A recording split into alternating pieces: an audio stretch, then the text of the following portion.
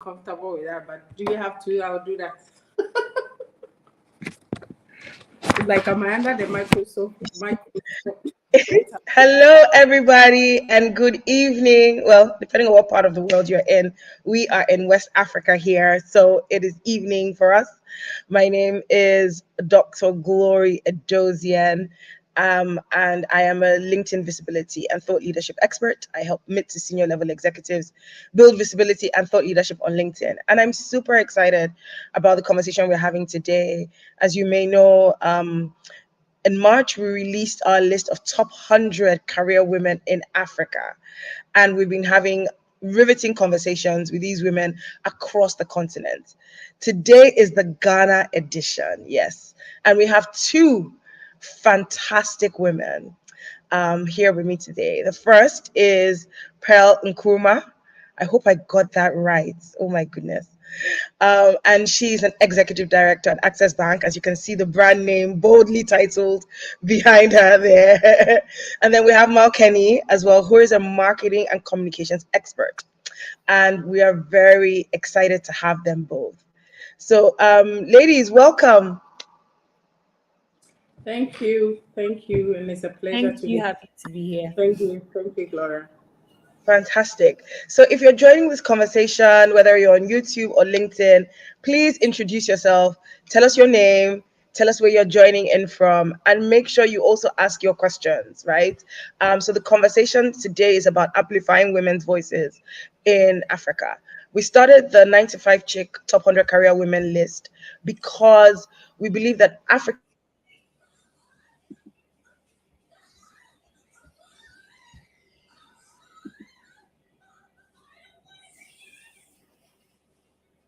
internet just went short. Okay, I think I'm back.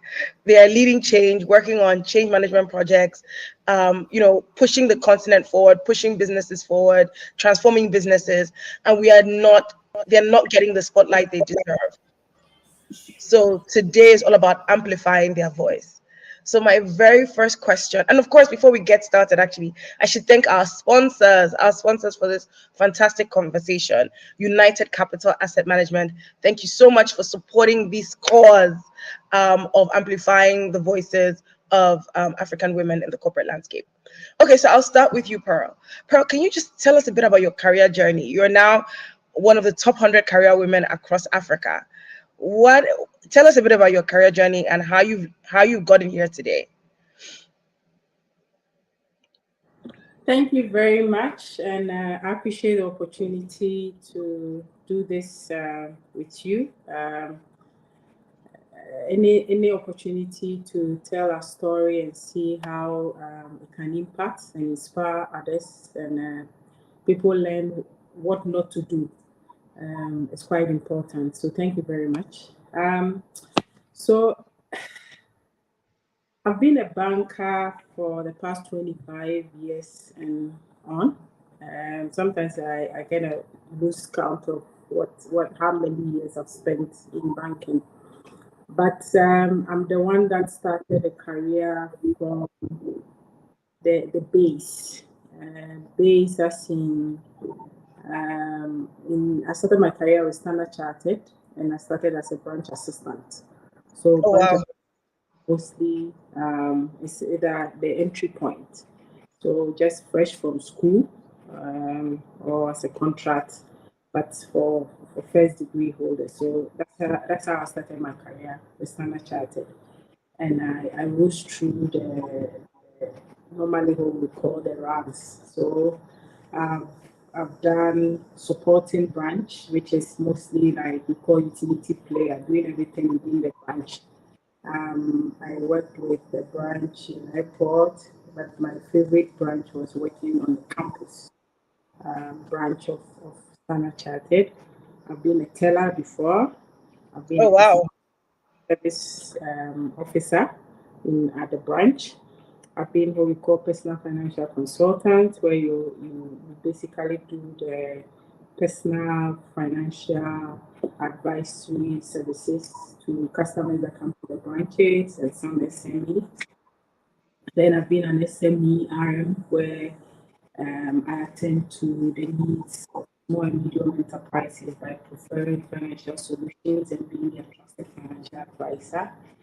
And then I did that, led a team, sector, then I moved on to Standard Bank. So after almost 14 years in Standard Chartered, Wow. I moved to Standard Bank. So Standard Bank, I started as a commercial relationship manager, and then 6 months, which is one normally I call it as one of my highlights in my career.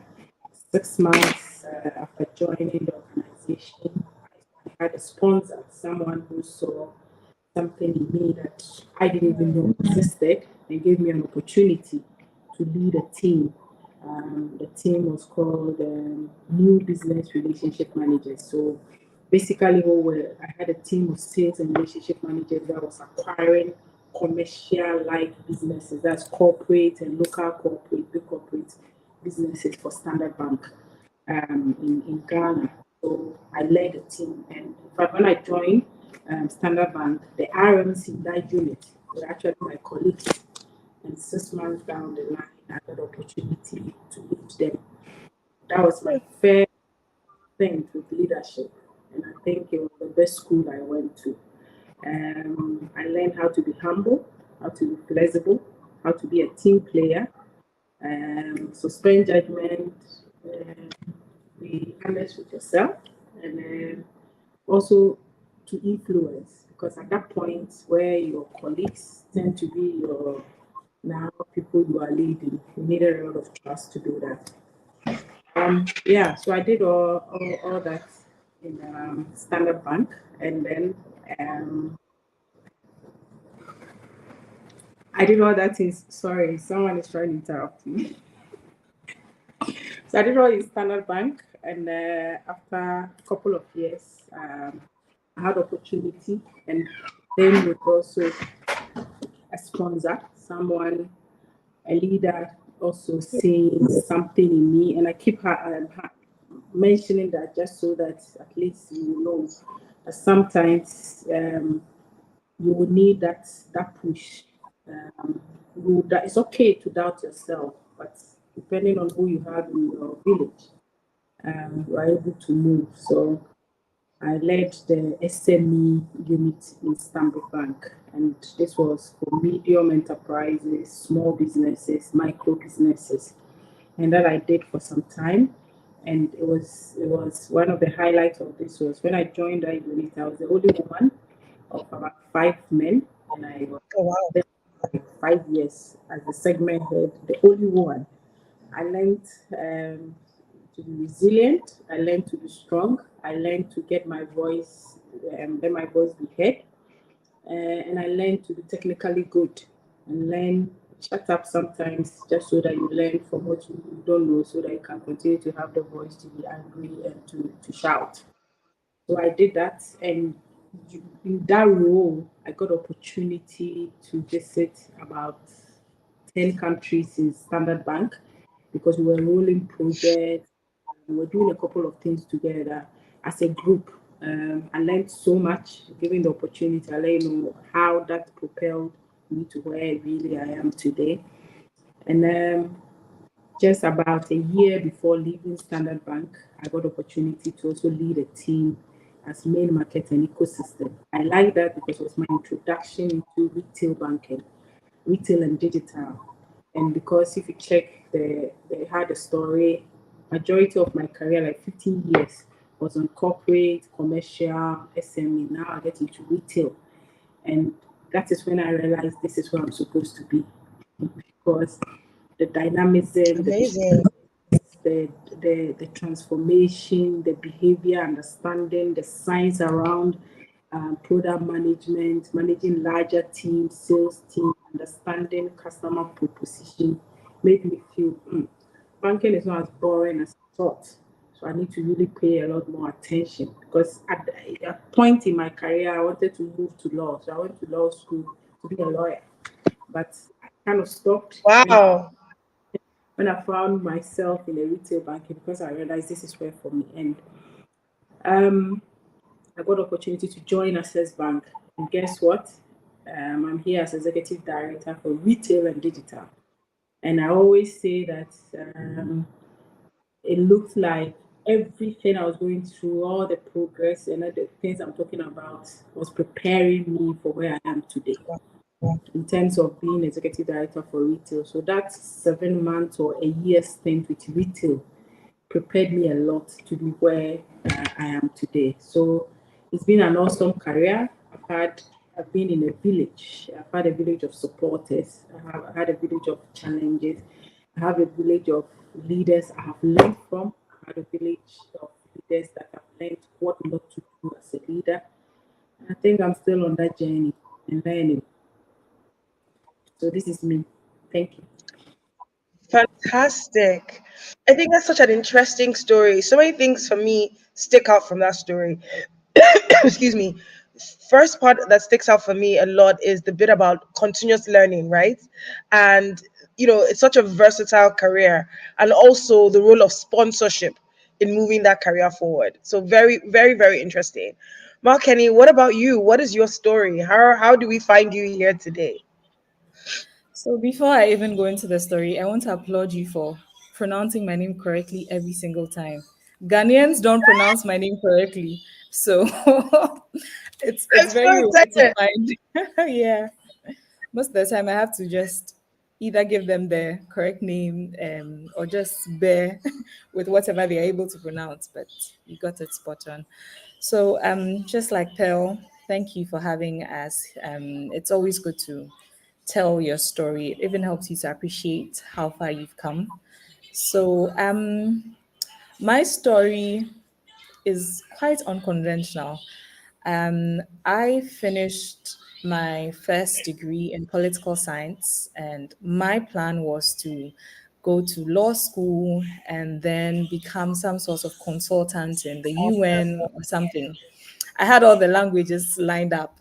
French, I had German, I was thinking of Chinese. I was ready for the UN job.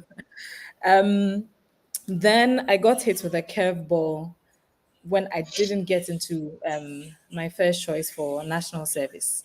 I mean, post national service, I didn't get into my first choice for what I wanted to do. I didn't get into law school. And I was coming from a background of high achievement, always getting things done. So, not getting into that felt very, what's happening here? My plan A, plan B, plan C were not working. So I was just home and I had lost my dad, who was my bestie. He was the person I would speak to about situations like this. So I started by writing on Facebook at the time. This was about 12 years ago, just telling funny stories about the things I was seeing, like the kelewele. I don't know if you know what kelewele is. A spiced plantain. She didn't come. The kelewele salad didn't come today. Why didn't she come? I'll make up a whole story like she fought with her husband and she's staying at home to make up with him, or like all sorts of scenarios. And I would put them on Facebook. And I noticed that after a week, if I don't put up anything, I have people coming to ask, "Oh, why nothing happened in your neighborhood today? And what happened with the taxi driver?" Like they were expecting those stories. So I just used that time and all the positive feedback to start a blog. And that blog sort of pretty much opened up my life to the world of comms, because like I said, I was thinking of just going to do something in the legal, political, governance space. So I started writing stories. I've had that blog since 2013, 2014. 2000 and wait, yeah, 2014.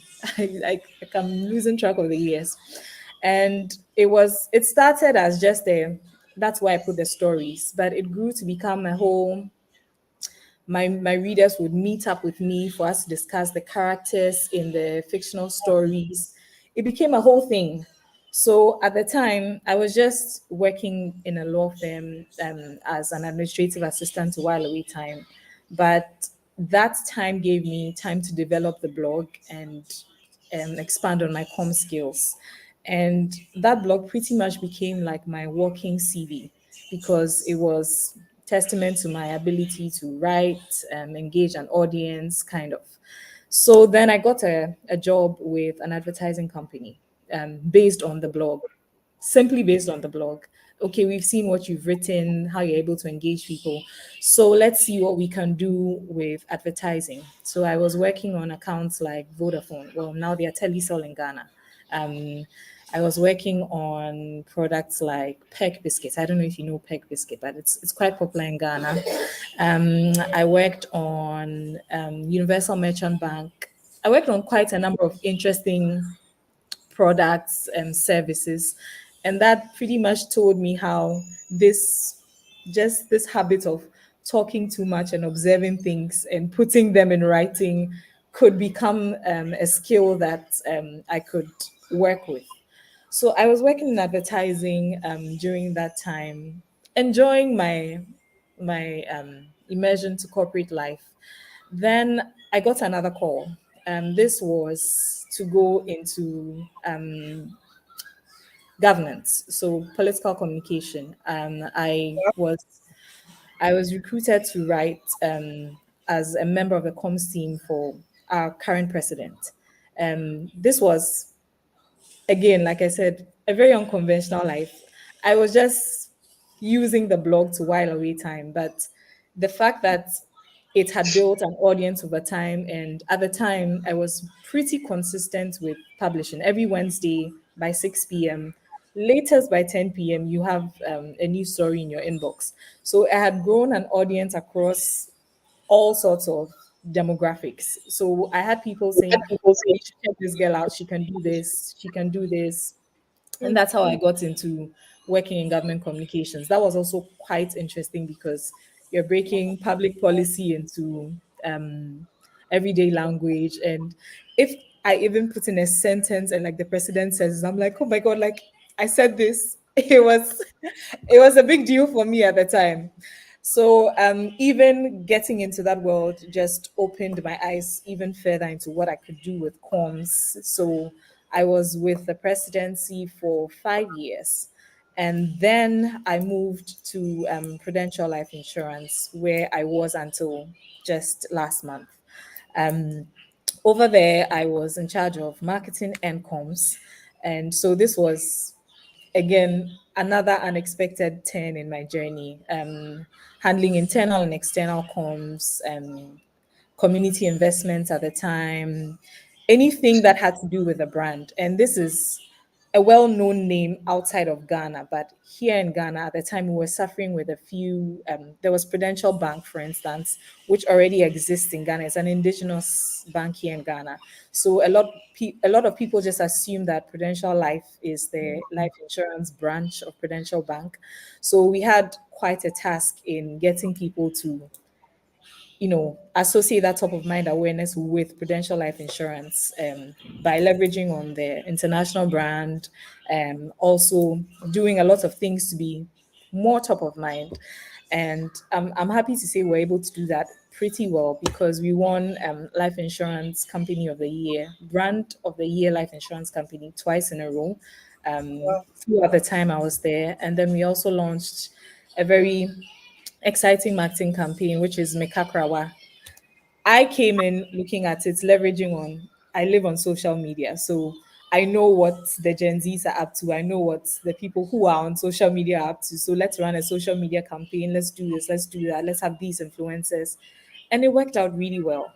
And I enjoyed my time there because that also gave me the full corporate perspective of what to do, how to understand the kind of comms and how it leverages into even product development, how it goes into audience engagement, how you are even able to get people to sponsor, to want to be associated with your brand, that kind of thing. So it has been a thrilling journey so far. And I think I said this in the article that was featured on Guardian Woman. I'm always the only girl or the youngest person in any room. So it's always very, yeah, who is she? What's she doing here? That I like that because it gives me the opportunity to show you what I can see from my perspective that you most likely cannot see because you are not in my seat. So that has been my journey so far. Yeah.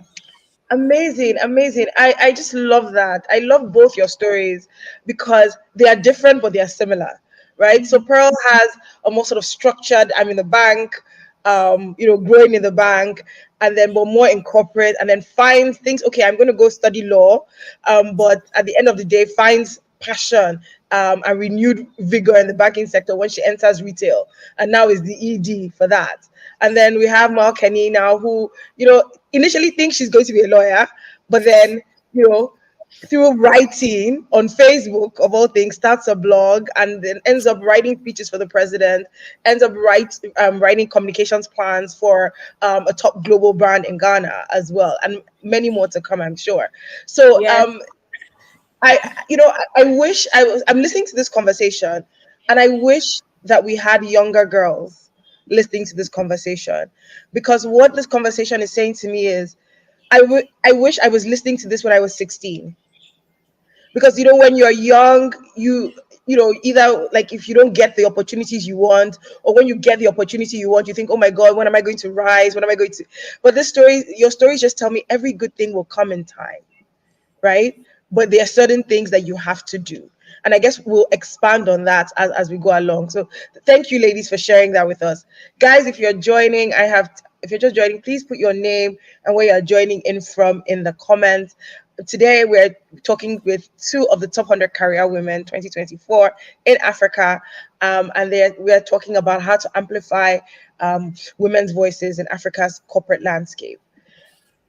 They've already told us about their careers and how they started, and it's been really exciting. But my next question is, so both of you kind of like told us your story, like climbing the rungs in a ladder, right? But we know that those stories are not without their challenges. So I wonder, what do you think? And both of you actually spoke about being the only woman in the room in your stories as well, right? So I wonder, what do you perceive, especially for women in Ghana, are the biggest challenges women in the corporate sector face? I started with Pearl the last time, so I'll start with you now, Maukeni.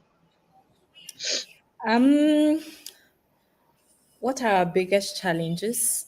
I think one of them is cultural. Um, Ghanaian women were not like Nigerian women.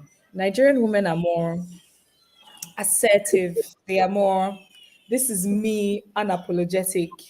We are more, we tend to want to read the room and see how we can fit in. Nigerian women are happy to stand out. Like, you can choke, I don't care. That's the that's the impression I get from Nigerian women. But Ghanaian women are more, let's try and see how we can all make this work, how I can fit into what is already existing. Um, we typically tend to, I don't know if you've heard this about Ghanaians, we say please a lot. Oh, Hmm. yes, please. Oh, please. I don't want to inconvenience you. Oh, all of that. So you can be a fantastic woman in a room, but you are, oh, please. Oh, um, can I help? That cultural thing, I feel like if we could do away with, we would be unstoppable, because there are some phenomenal Ghanaian women. There are women I look up to. There are women that I sit in rooms with, and I'm like, you are amazing. But it's the, you only know she's amazing if you get close enough, because we don't have the habit of letting the world know that I did this, I won this, I put in the work, this is the result. That cultural thing of fitting in and not disturbing things is one of our very big problems. Um, the second part of the cultural thing is, I'm sure it's in Nigeria as well. People just expect the woman to be, she's only an accessory. She helps to make things happen, but they struggle with a woman that leads, a woman that is capable, a woman that is able to deliver, and this has seeped in from our childhood. So it's part of our upbringing. We expect to be, if you're a woman who is assertive, who's out there, you hear things like, who's going to like you, your team will suffer, who will marry you, those stories. So people just tend to let me play nice, let me stick against the wall so that I don't disturb things too much. But because of our inability to show up and be unapologetically ourselves, we're not even able to discover the full extent of our potential. So, if, for instance, when I got the call for the presidency, I don't know what politics is like in your area, but I'm very in tree means I don't want trouble. Like I just want to stay in my corner. But I saw this as this is fantastic and it will look great on my CV. Office of the President. Okay, fine, let's go. So I went. And most of the people I spoke to said, "Why would you do that? Politics is messy and governance is way, and you already have a." I'm like, I can leverage on my skills there to even help them develop better comms for the office of the president. So why not? But I had a lot of people saying, "Don't do that," and it's because just be a nice, helpful girl who doesn't worry, doesn't disrupt too much. That's our main problem from where I sit. Yeah, that's what I'd say. I know what you mean. I know sometimes, if I'm having, maybe I'm on the phone or I'm having an argument or I'm having a conversation with my mom would say things like, ah, God, the way you argue, the way you put your point, you have to be careful. No man is going to marry you. Nobody's going to, you have to, talk like a girl. And these things really it really does play in your mind. And you think, yeah, maybe I should just be a wallflower, right? So I completely, and trust me, everything you said, it still happens in Nigeria. I know Nigerian women, we look like we would choke, right? You will choke or whatever. But trust me, all of that still happens in Nigeria as well. Farah, what about you? What are your thoughts on challenges? Okay. So, you know, I don't even know where to continue from where you left it, but I will just sum up everything that you were saying and say it's a lot. Mm, No, it's a lot. It's a lot, mm, and they are in phases, right? So, if you break your career into 5 different phases or four, the beginning, the middle, the upper middle, and then the pinnacle. The challenges, and you are a woman, the challenges are very different, and they don't stop. It keeps coming. But I think because where I sit now, the kind of challenges I'm dealing with, like I guess it might be a bit trivial for some people, but it's a lot. And as I'm trying to mention your name. You see, I've been avoiding mentioning your name. Maukeni, Kenny is fine. Kenny, Yes. as Kenny was mentioning, I just wrote down. So I have this paper I'm just writing. I just wrote down the word when they say when we talk about women navigating. That's the whole idea. You see what it means to navigate. So imagine you are driving and say you are navigating. So you turn left, you turn right, you go back. And it's a lot. Um. So when you start your career, you are at the point where you're dealing with, is this the right thing for me? Which mostly even the men go through, whether I should do this or I shouldn't do that. But as a woman, it's going to get to a point where you have to have the pause because biologically, either you're supposed to get married, give birth, because you are the one that you have a biological clock that will stop at a point. So, what do I do when they stop and all those things? And then there's also the point where this one also shows up when you get to a certain, even when you get to the top. Am I good enough? mm. Is it about what I have in my head as intelligent woman, a woman, strong woman, technically awesome, competent, everything check, or is it about how I look or how people perceive me? Oh, this is a kind of girl. And normally, because you see, when we talk about some of the challenges, I think, and I like how Kenny started. Sometimes you're like, oh, I get to this person and they stopped me and they didn't open the door and they said, no, no, no, no, no, no. it's the judgment, and it's not only it's like your family, the society, your friends, the professional. So you deal with a lot, and it's not easy. And like I said, I call it navigating. And it comes back to what Kenny was talking about. It affects confidence, because Mm. when I don't want to use that word, but probably for this is the only time, because something imposter syndrome. It's not gender. It doesn't mean it belongs to only. It's a woman who can. We all have it. Everybody is scared when it's going, but some of these things makes you feel, am I good enough?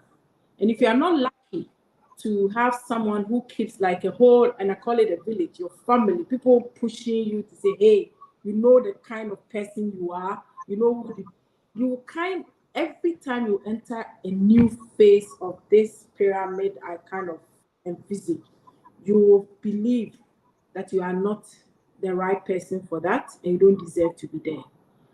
And it's a lot. So these challenges from the beginning, the middle, you deal with it. And that is why maybe the word navigation also becomes now a positive word I want to use. You need to find ways to navigate it, because it comes in school, you are the sharpest student and everybody is wondering what the heck are you doing? All the things you are doing, you end up in someone's kitchen. You end up in someone's bed. You'll be carrying a baby on your head. Bad. So where is it going? Leave us to deal with it. You get into the work, you're a hardworking person, and it's a problem, because what is it? There will be the time you need to step off. And if you get to the point where really, yeah, you know that thing that we have, oh, you have to finish school, get to a job, marry, give birth. We believe like we are gods in this society where we determine the flow of life. If you don't follow that life, that flow, which is divine, it's divine, but we believe, we make it look like that is how it's supposed to, and you don't get into that stage, you are also having your own issues. So the challenges, I don't want to really mention one, but it's a lot. Women deal with a lot. And there are people, and I will come back to that word I call the pause. You are a strong, ambitious, try being an ambitious woman, and you are called names. But for me, I look at ambition and I'm like, ambition is looking up to something, standing up for myself and say, I want to grow. Ambition is growth. Ambition is prosperity. Ambition means I'm going to progress. There's nothing, I don't want to stagnate. A man is ambitious and they call different names, solid, it's this. Woman is ambitious and this. So if you allow this, if you don't really shut it and believe in yourself and what you are doing, it's not easy. Have I, and if I want to bring it to me as a, have I really succeeded in what? It hasn't been easy. The problems I think I might be dealing with now and might be different, but navigating this is tiring. It's really tiring. It Yeah. is. It is. Pearl, I said that you were opening a can of worms, and I meant it. I really meant it. I was listening to you, and I remembered something that happened when I was a career woman. I remember one time, so my company, we had a report to submit. I was in charge of field experts and things, all of them men, and we had a report to submit, and we were going to miss the deadline, so we were working round the clock, right? So we're in the office 1 a.m. in the morning and we're still working on this report. So myself and like 6 men working on this report. And I will never forget, my dad called me and was like, why are you not home? And I said, Daddy, I'm in the office. We have a report, blah, blah, blah, blah. And my father said, what foolish job. And this is my dad, gender advocating for women and all of that. My daughter must have a PhD. My daughter must, have everything. My father said, what kind of foolish work is that? Go home. I will pay your salary. Go home. Leave that job that will keep you in the office at work. If you were married, don't call. And it's this perception of what. But if it was his son that was working at that time, it's not an issue. But how am I going to leave my team in the office doing the work and I'm sleeping at home? I'll be calling them on the phone. Okay, have you done this report? Have you? I mean, it doesn't make sense, right? So, it doesn't make sense. So, but then these are the stereotypes that we as African women, where we are supposed to believe to be. These are the stereotypes that we have to come against. And like you say, if you don't succumb to those stereotypes, you are seen differently, difficult, and all of that. So thank you for sharing that. My next question, guys, if you're just joining the conversation, I'm talking to two of the top 100 career women in Africa. Please, I can see a lot of you are online. Just put your name and where you're joining in from in the chat. Give us some feedback on the conversation, ask your questions. Let this be a global conversation. Even if you're not African, you're free to contribute to the conversation. If you're a career woman living in Pakistan or living in the US, tell us what your challenges are. Okay, so I want us to dig deeper into this challenge with another question, and it's around pay. There's a lot of research about the pay gap in Africa, right? But there are a lot of people who disagree with that pay gap. So I want to ask both of you, and I'll start with Pearl first, especially with you at the level of your career. Do you believe that there is a pay gap in Africa for corporate women? I'm very eager to hear what you'd say. I don't know what to say, but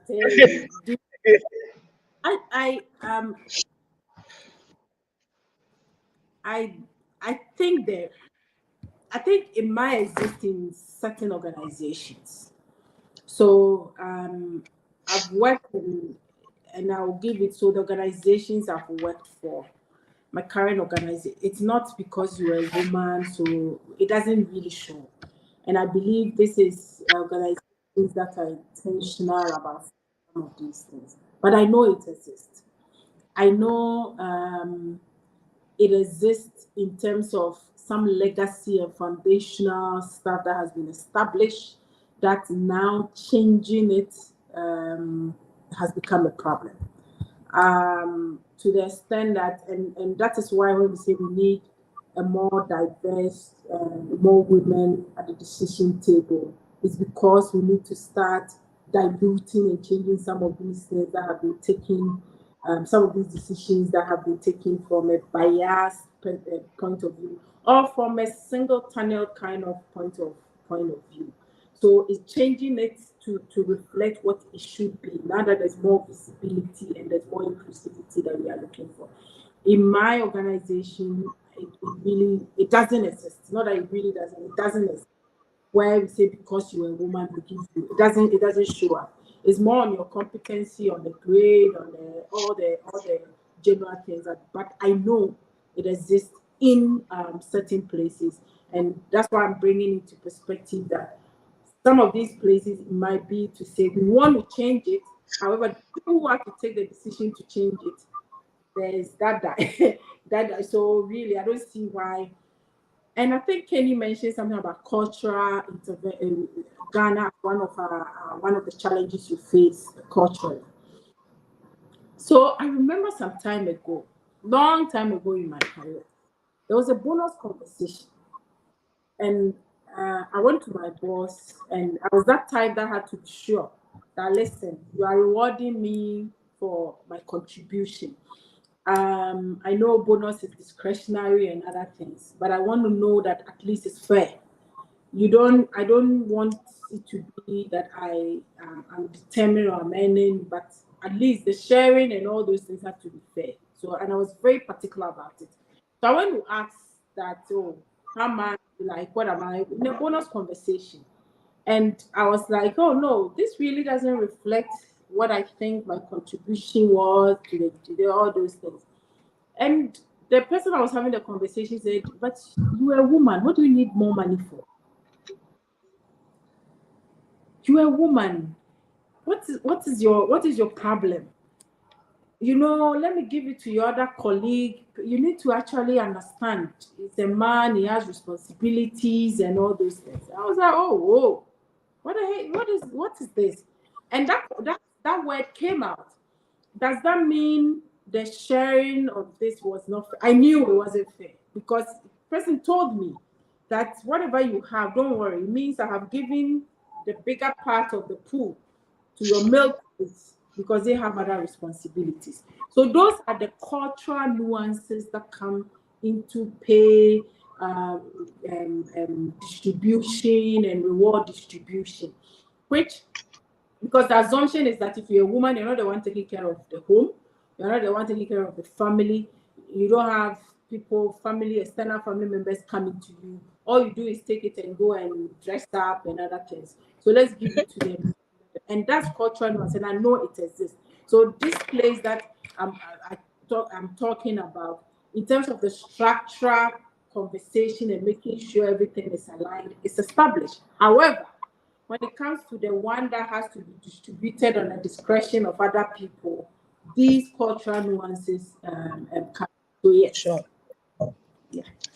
I completely agree, especially where you have to negotiate.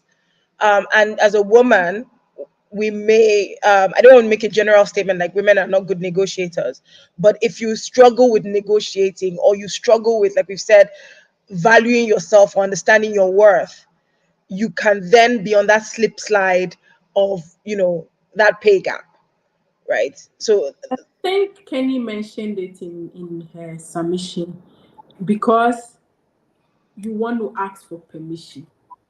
hmm, So even on the when you are negotiating, you want to ask, is this enough? Is it okay? Are you sure I'm not asking for too much? hmm, Do I even deserve this? We ask for permission for everything. hmm, So and as for women, it's even worse. When you are having this conversation with someone who's also older, then really you are sitting with your dad. It's like, listen, are you sure this amount is okay? So we do that. I've encountered it where I feel I walked out of the negotiation table and I really shortchanged myself. But hmm. God, the fact that the organization believed in fairness. So they come to me and say, Pearl, what really is this that you are asking for? Why are you not asking for? Say, oh, really? Oh, okay. Can I have this? Can I have this? See, I'm sitting here and I'm still asking. Sometimes I call my HR and say, am I entitled to say, yes, you are, Pearl? And Hmm. it's these are the things that it comes from how you are taught at home and some of the things that the barriers you need to break and say, listen, it's about what I'm bringing to the table, the belief that I'm competent enough and I'm strong enough, and the value and the impact I'm going to make on the organization. And that's the level at which I'm having this conversation. It's not about, oh, I'm asking for too much and I don't deserve it, and they are doing me a favor. So yeah, that really has to be a lot of the things we teach us as women when we are growing up. Ask for what is yours and don't apologize for it. Love it. Ask for what is yours and don't apologize for it. Kenny, I'm joining the bad wagon in calling you Kenny. So tell us, do you believe the pay gap exists? Yes, it does. Um, Apart from everything that Pearl has said, at the beginning I was talking about articulating your value. When you sit across the recruiter during an interview, because we are not comfortable in owning, I led this, I did this, I contributed to this. Even if you are part of a team, you make it look like, oh, we all did it, and we can't see you're not owning that process. Even if there are things you picked up from that process, it's not coming through. And all of that contributes to the kind of value that a recruiter will place on you. Because with all the job descriptions, there's an upper limit of whatever budgets they have. And if, for instance, they make you an offer and you say, this doesn't work for me, and you haven't articulated your value, there's no motivation for that recruiter to try and get you more money because he's thinking, now this girl, I already look like such a small girl. What do you need all this money for? But if you sit there and you're confident in, I've been able to do XYZ, this is the expertise I have, this is what I come across as doing, he wants you on his team.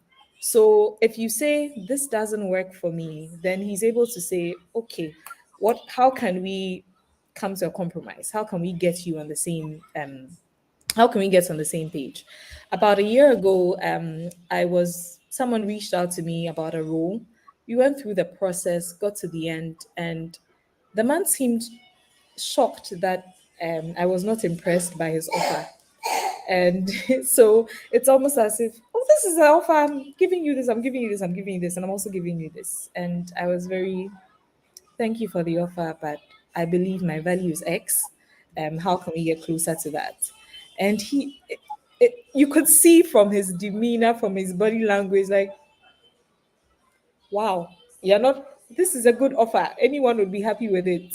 But I told him I wasn't. And I explained to him again by saying, this is what I've done, this is what I've done. So I should be able to get X.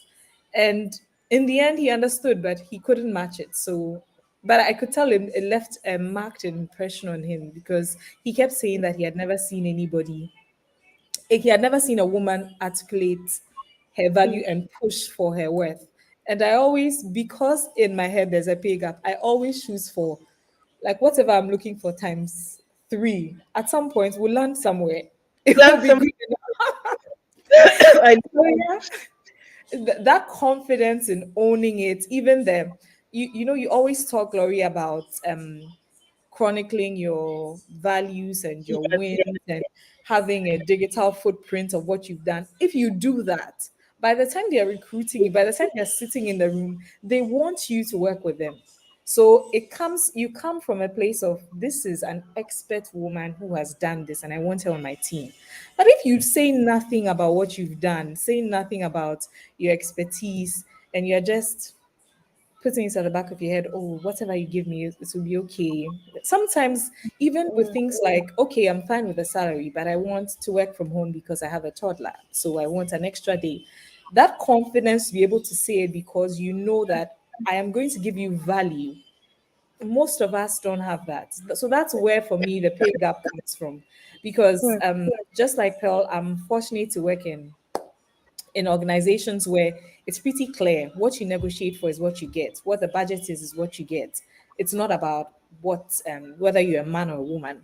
But if you are not able to articulate that value, and men are very able to, like, it comes naturally to them. Even if all they did was dot an I and cross a T, they would talk about how the project has achieved ABC, and they were part of that team, taking that glory for themselves. The woman can do all the minutes and run all around and do all the things, and she'll just say the team deliver this. No ownership, there's no learnings, nothing that attributes her with those winnings. So sometimes I even, in some of the organizations I've worked in, you find people saying, "Why are you always posting on LinkedIn? Why are you posting about this project on Instagram?" I'm like, it's my social media. I'm talking about what I'm doing. This is what I'm doing today. If today we're doing a press interview, I'm doing a press interview. Indirectly, I'm telling the people in the room that I'm good at speaking publicly. I'm able to communicate the value of the company. All of that is, it's like, I'm cookies, if you want internet cookies. I'm leaving it in your head so that the next love that. It's an it's experience. yeah, the next time I sit in a conversation with you and I say I want X amount of money, you won't look at me like, who are you and what makes you think you can ask for that? So that's what I think we can do to bridge that gap. Because the system itself in most places is not men against women, especially in the advanced corporations. But it's really about that value that you articulate for yourself. That's what I'd say. Yeah. Fantastic. So, the answer is yes and no, right? So, there are companies where it's structured, salaries are tiered. So, when you're on that level, this is what you earn. But for things that are discretionary, that's where we can start seeing different cultural nuances come to play. And also, when women are negotiating, changing jobs, we can also start to see some bias at play, or women holding themselves back, right? Not by not articulating their value. And so that doesn't make the playing field equal. Fantastic responses. Hi, Joanna. We have Joanna listening from Accra. If you are just joining the conversation or you've been here for a while, please introduce yourself in the chat. Tell us where you're joining in from. This has been such an interesting conversation. I can't believe we've been on it for almost an hour. Time has really gone. I'm telling you, 49 minutes, 40 seconds. So I'm going to start to wrap up now. But I still have a few questions. And I think what I'll do now is I'll ask one question to each person, as opposed to the two people, so we can get some. But if you want to add something to what the other person has said, feel free to do so. So for Pearl, I know you mentioned sponsorship twice when you were telling us about your career story. So I want to come now to Kenny and ask, what have been the support structures that have been influential in your career? So, for me, one, my family. Um, I told you about my dad at the beginning. Just like you, I'm a daddy's girl through and through. And he's a you can conquer the whole world kind of person. And even though he isn't here, he's put it in my head. So I honestly feel like I can do anything in this world if I put my mind to it. I also have my husband, my mom, my sister. They're all extremely supportive. Sometimes I need to travel out of the country. They work a schedule between themselves, who has my toddler at which time, who is giving me a video call so I can see him and see how he's doing. So that support in terms of my home is there. But I also have some very, well, I call them my board of directors, some very fantastic men and women who have over the years supported me, given me feedback, sometimes mentioned my name in rooms that um, I would not have otherwise gotten into. Sometimes, if I'm in a sticky situation, I can go to them for feedback, the updates that I need. Sometimes I just need it's the self doubt that comes every now and then. Am I good enough? Am I sure I can do this? I've made so much noise. Can I actually, match what I'm saying? And it just helps to have those people to remind you of your worth and the potential you have, because that's also unlimited, that potential. So that has been very instrumental. I call them my board of directors. It's men, women who I go to whenever I'm in a situation, and also the internet, because I met people like you, Glory. I have been following you for a number of years. Oh, Um, wow.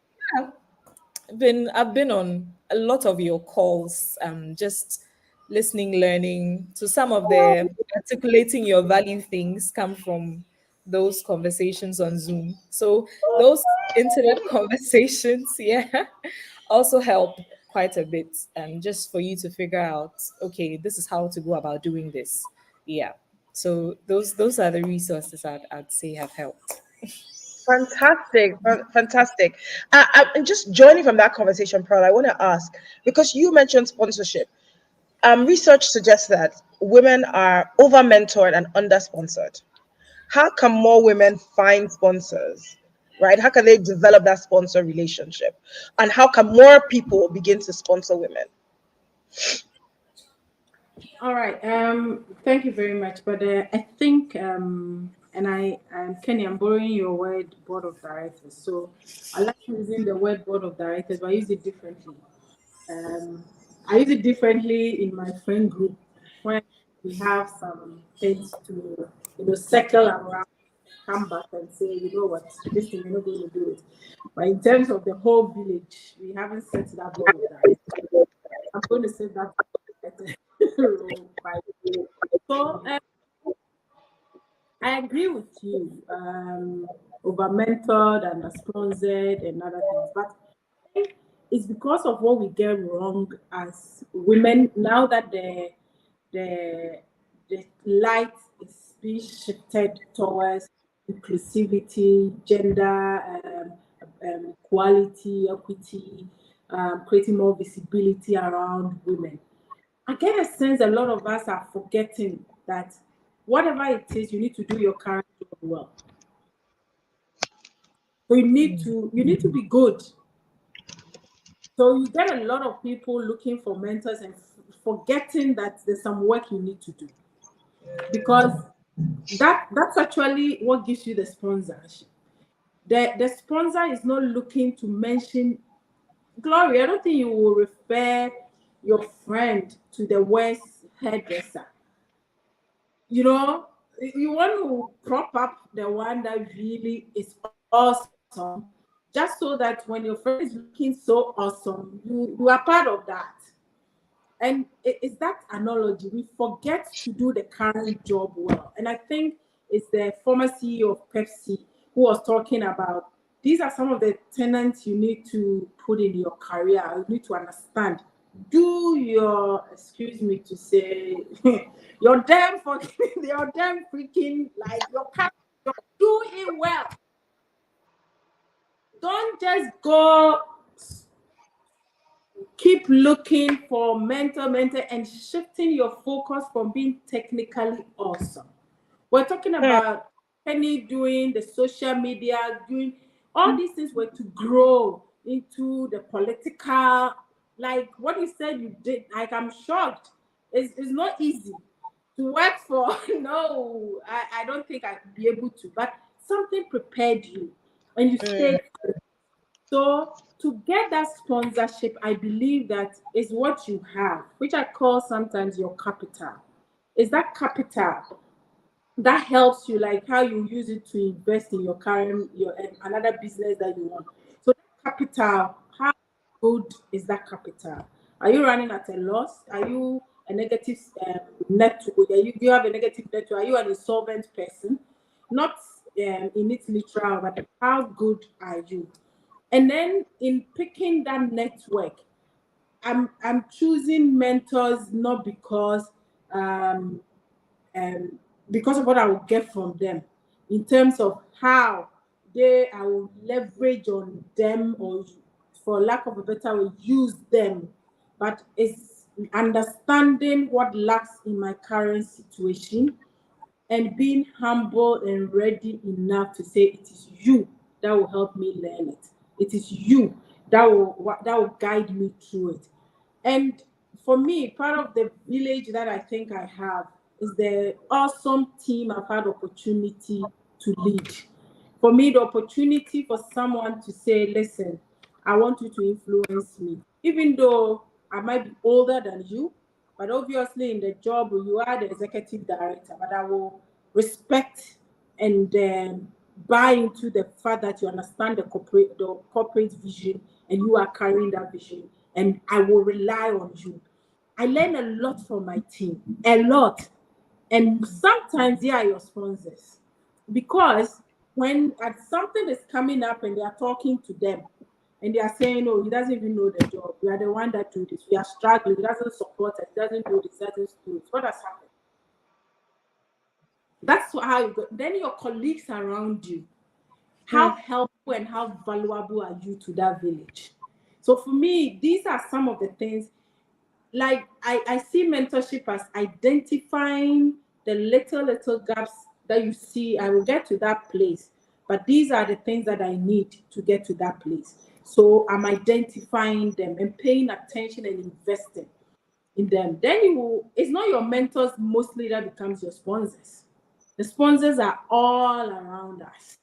They are all around us. You are in a customer-led business. How you treat those customers, the value you are adding to the customer's business, the conversation you are having, how valuable you are, how impactful you are, how you showcase, you bring the tenants that organization have put in you into that customer's business. It's how your name will be mentioned. It's an industry play.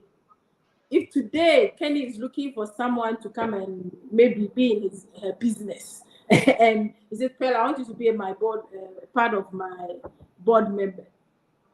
Sometimes he will not come to Access Bank to come and ask whether Pearl is capable.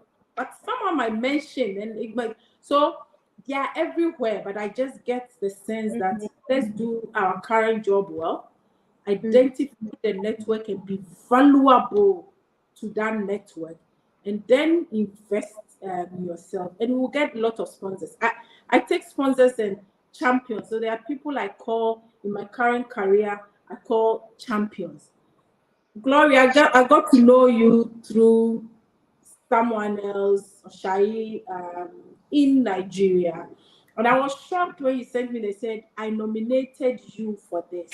And I was like, okay. And I had just met her. Another person introduced me, but she's a champion because she, I told you, people see things I don't see in myself. She's one of them. I'm like, okay, what did I do? Why? This is a wonderful, I'm aspired. I was dying to meet her, and I got to meet her. We have simple conversation, and she really thinks that I can actually be part of such a group of women. It's these are the champions, these are the sponsors. Do I still need to be mentored? Oh yes, a lot. I need a lot to learn, but I don't think most of these mentors will end up being my sponsors because they are all around me. Kind of value and how I show that I am at least the current job, I'm good at it and I'm doing it well. Amazing. Pearl, I think I love the story about Osai, and what you say about sponsors being everywhere. But I particularly love your statement, do your damn job and be technically sound, right? Sound, be sound, because, and like you said, I would never recommend, if I go somewhere and the service is crap, I would never recommend that outfit to anyone, right? So if you first of all do your job, and then sponsors are everyone. I love the phrase around champions. I really love that. So Kenny, I'm now coming to you, and it's really, now my question to you is about how do we build networks. So one of the things that I'm really curious about this season is, how do African women in the corporate world become powerful? How do we build influence and authority? And so I'm just curious, what are your thoughts around that? How can women build powerful networks and influence, both within and outside our sectors? So just I'll piggyback on everything that Pearl said, especially about people being everywhere. The people who would speak for you, the people who would nominate you, the people who would say, "Oh, I know this lady who can do this, who can do that." For most of the roles that I have been in, it's through the wife of someone who reads my blog, who has told someone that you can write. And so I completely agree with her. How can we become powerful? What happens with networking? I think it's because I'm a writer. I would say storytelling, because everybody everybody in the world can relate to a story. It does not matter how high up in the chain you are, or how influential you are, how much money you have. Everyone can relate to a story. And I think once we learn how to tell our stories, it makes people want to, oh, I like this story. I find that relatable. So, for instance, one of the reasons why I started following you, Glory, was because I think one day you spoke about your dad. And because I'm a dad's girl, I'm like, oh, okay. She's Nigeria. You know, these Nigerian women are, like I said, you're confident. So I'm like, let me just add her to my network. You never know. I may learn a thing or two. And I have, over the last 2 years, I've learned quite a number of things from you. So I'm like, okay, just by finding relatability in those stories. And then also, we are so good at talking as women, as African women. We're good at, we sit and we can have a conversation. But most people think about that in terms of just our family and our friends. But today, the internet is one of the greatest ways to do that. Just have conversations, share what you're doing in your space, the things you are learning. I am just, like I mentioned to you, just going to start in a new role. I'm looking to figure out what's happening in that new role. How do I understand this sector? How do I work out this? Even by sharing those experiences with women around me, I'm creating that network, because I'm learning from this person. Oh, just get to know your stakeholders immediately. Oh, when you go and I know someone who can help you figure out this or that. Most of us are not deliberate about networking, because we are not deliberate about telling our stories. So we'll sit down, just scroll on Instagram and look at it and move on. But by telling your story, someone is like, oh, she can do ABC. Sometimes it's even they are the ones who see your potential, just like Pell is saying. When I got the email that I had been nominated as top 100, I remember I went to my friends and I said, what? Africa? Me? And they were all like, But of course, and I was the only person who couldn't believe it. That for them, they've seen me talking about what I'm doing, and in that network, they think I deserve to be there. I didn't think I did. But just by even by sharing, I didn't think I deserved to be there. They're reminding me, Kenny, you're the one who's always talking about what you can do and articulating your value. Why you articulated your value and someone has nominated you? You see, you're shocked at how far it has gone. So that art of networking is something we need to harness. Be in the comment section of another woman, give her support. When you meet her at an event, talk to her. There are so many ways for us to connect. It's a bag, it's hair, it's glasses, it's make that connection, because what I find is it's just like internet cookies. You never know the day when, oh, the last time I met you at this conference, I remember your bag was very spectacular. It's good to see you. Then you send that person a LinkedIn invitation. It's just there in that network. She's the person who's going to be the sponsor for you in the next 2 years, because she Never has know. over the last 2 years watched you show up in your projects, watched you in your extracurricular activities, and whatever it is that you're doing. It's forming an impression of you in her mind. And I think that's the one thing that we don't do. We don't tell our stories. We just sit down and hope that some secret admirer somewhere would pick up on the great things we are doing and tell us what we are doing. And we don't actively engage. We just think, okay, if I do my work well and I fit in well enough, someone would say, "Oh, she's fantastic for the job." No. By constantly networking, constantly showing up, telling your story, and doing your job, taking Pearl's words, you are able to expand that network without even trying.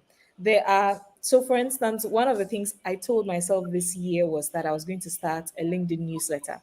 Again, piggybacking on thought leadership and all the things I've heard in the calls I've joined. And I was surprised to find that there were hundreds of people across the world who have subscribed to this LinkedIn newsletter. I remember asking my friends, what are they looking for? Like, why are they here?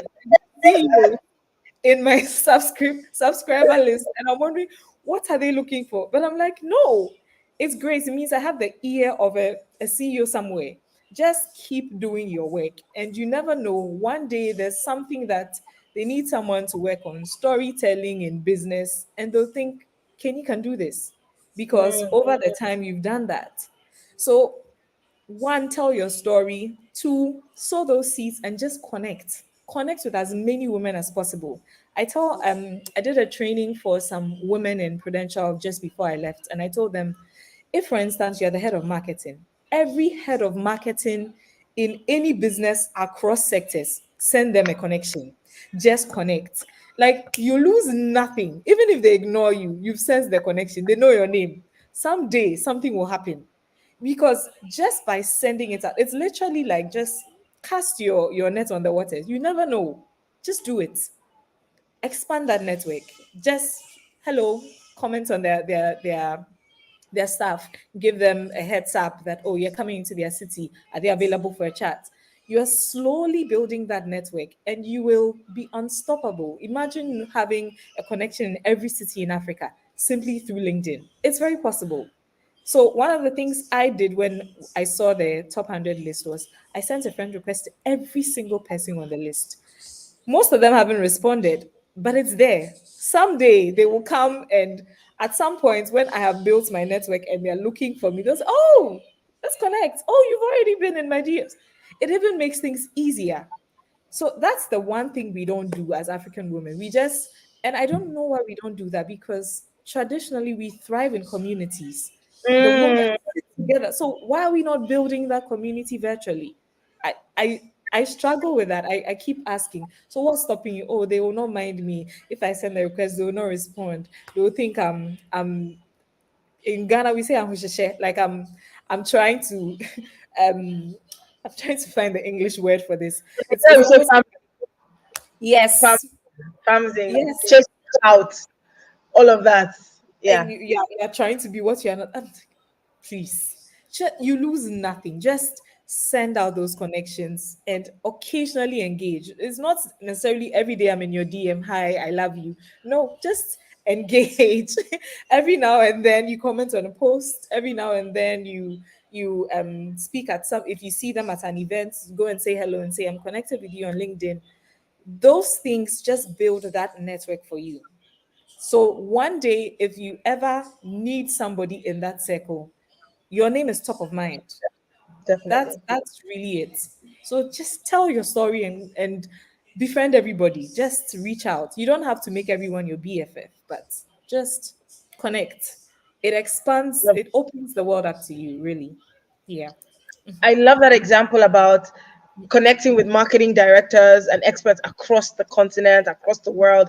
I think it's a fantastic example. So guys, two questions and we are closing because we are 10 minutes over time. So I am going to ask two different questions. So Pearl, my question is to you. What is your advice to women who are a woman that's watching this now and she feels hesitant, right? So she's technically sound or building her technical soundness, because nobody is 100% technically sound, right? She's on that journey, but she still feels hesitant. She's not sure about her career future. What is your advice to that woman who in Africa now who is just struggling to build her career? So I'll say it's okay. It's okay to be scared. It's okay to be afraid. It's okay to have doubt. It's okay to feel overwhelmed, but just do it. Do it afraid. You be afraid and just take the step, because all the things you feeling, I'm technically sound, will I be accepted in this community? How would I be seen? Is it catching up with me? Am I being too boring? Am I, as Kenny said, being too amoshishem, being here all over the myself? Am I looking desperate? Am I doing this? How am I appearing to people? Am I being politically correct? Am I too ambitious?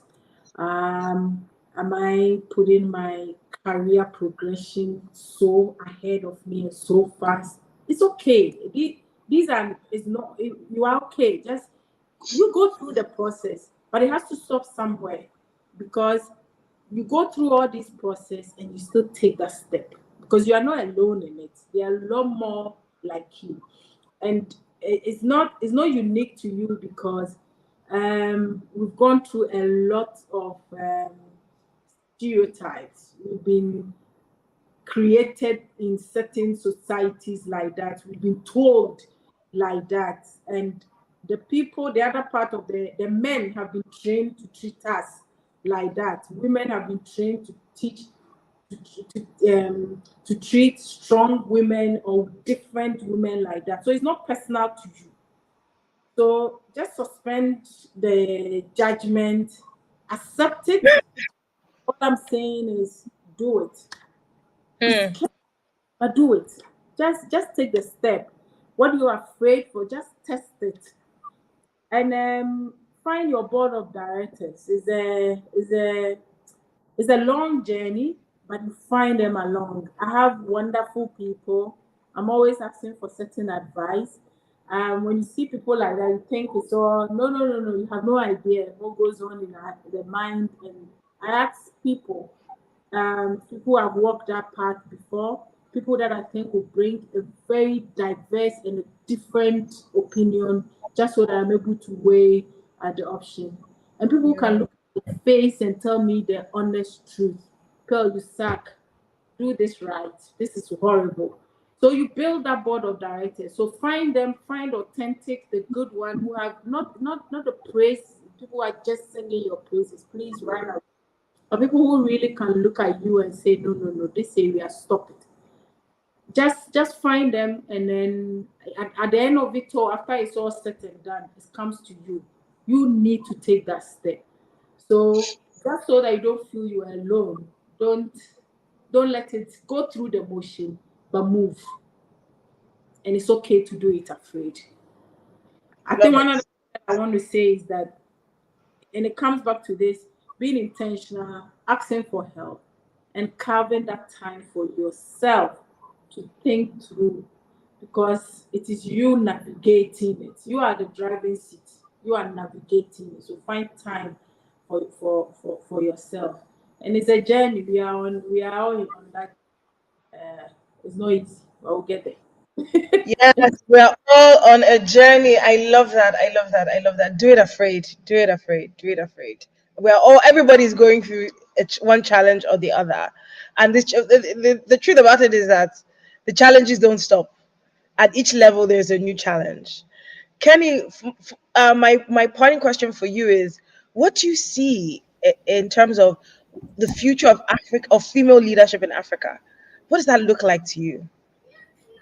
So I think that increasingly we are seeing more women taking positions like Pearl. She is top level C-suite. In Prudential, just at the time I was exiting, I think 70% of the top leadership was all women, Wow. which is, it's not what you typically find, but I see that happening more and more. More women are showing up.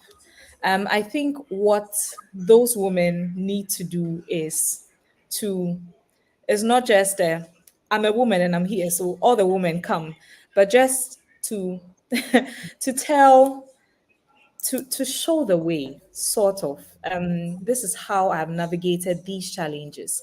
This is how I've been able to walk into rooms where there are all men and I've gotten them to buy into my ideas and look to me as the leader that I am. This is how I've been able to manage raising my kids and doing this full time. This is how I've been able to handle difficult situations. I was laid off. This is how I came back. Those nuggets. I feel like if we are able to get to the point where we are constantly sharing, it opens up for people to be even more, they are more comfortable also understanding their own journeys, being open to other parts of that journey. Because for a long time, most people just suffer and learn in silence and they don't know whether it's working or it's not.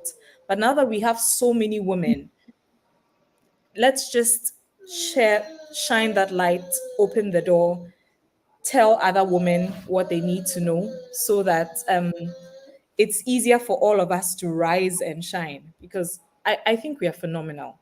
African women are fantastic. The kind of, I mean, where you sit, you see all sorts of things. And I can only imagine. I'm sorry, my toddler is actively coming towards me. Let them come. It's fine. It's fine. This is what being a career woman is about, Yes, right? This it's is part of the journey. yes, yes, yes. It's absolutely fine. So if we can do that and shine that light, it gives other women the confidence to show up. And because we are so phenomenal, it even gives you, oh, I can even do this. This is a potential thing I can pivot into. I didn't know that a woman could become this. I didn't know that a woman can juggle this and this. Because there are a lot of women who have killed that potential because they are not sure, I want to have a family, but I also want to be executive director.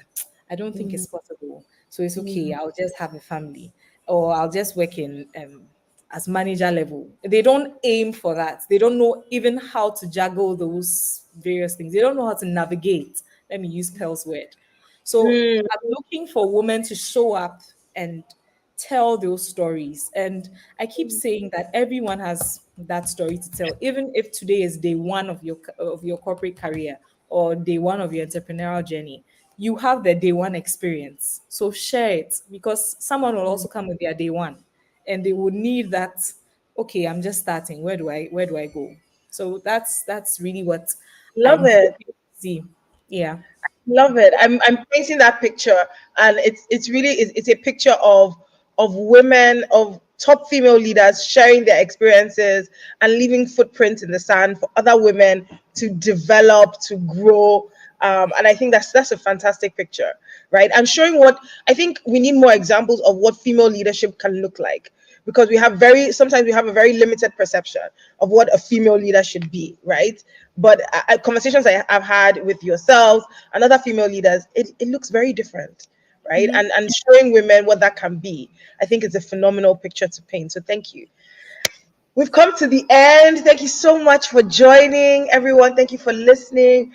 Please make sure you connect with these women. Make sure you follow them. They have very interesting careers, and I know that we're going to be hearing much more about the phenomenal work they are doing in their respective sectors. Maukeni, I'm waiting to hear about your next role. I know very Yes, soon, hopefully. yes, coming soon.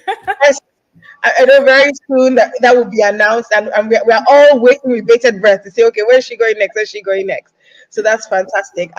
Pearl, I know you're doing fantastic work in retail and digital spaces in Africa. So we're looking forward to hearing more of your successful journey. Thank you, ladies, for participating. Thank you, everybody, for watching. I'm thanking myself for facilitating the conversation as well. Absolutely, as you should. And I'm saying good night. Good night, ladies. Thank you, everyone. Bye. Right.